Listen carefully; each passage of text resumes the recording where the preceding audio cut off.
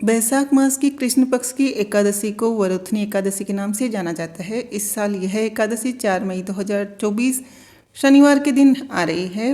वरुथनी एकादशी की व्रत की कथा इस प्रकार है। प्राचीन काल में नर्मदा नदी के तट पर एक मानधाता नाम का एक राजा राज्य करता था। वह बहुत दानशील तपस्वी था। एक दिन जब वह जंगल में तपस्या कर रहा था, तभी न जाने कहाँ से एक जंगली भालू आया और राजा का पैर चबाने लगा। राजा पूर्ववत अपनी तपस्या में लीन रहे। कुछ देर बाद चबाते पैर भालू राजा को घसीट कर पास के जंगल में ले गया। राजा बहुत घबराया, लेकिन उसने क्रोध और हिंसा न करके भगवान विष्णु से प्रार्थना की और करुणा भाव से भगवान विष्णु से मदद मांगने लगा। इसके बाद उसकी पुकार सुनकर भगवान श्री हरि विष्णु प्रकट हुए। उन्होंने अपने सुदर्शन चक्र से भालू को मार डाला। राजा का पैर भालू पहले ही खा चुका था। इससे राजा बहुत ही शोकाकुल हुए। उन्हें दुखी देखकर भगवान विष्णु बोले, हे वत्स, शोक मत करो, तुम मथुरा जाओ और वरुथनी एकादशी का व्रत रखकर मेरी वराह अवतार मूर्ति की पूजा करो। उसके प्रभाव से पुनः सुदृढ़ अंगों वाले हो जाओगे।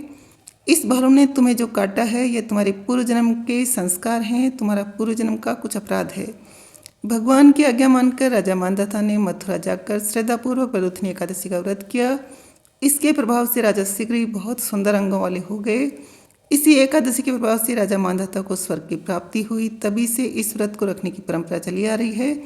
जो भी व्यक्ति भय से पीड़ित हो, उसे वरुथनी एकादशी का व्रत रखकर भगवान विष्णु का स्मरण करना चाहिए। तो इस व्रत को करने से शुभ फलों की प्राप्ति होती है।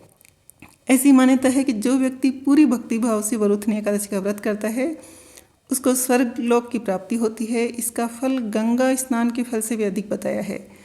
इस व्रत के महात्म्य को पढ़ने से 1000 गौदान के बराबर फल प्राप्त होना बताया गया है।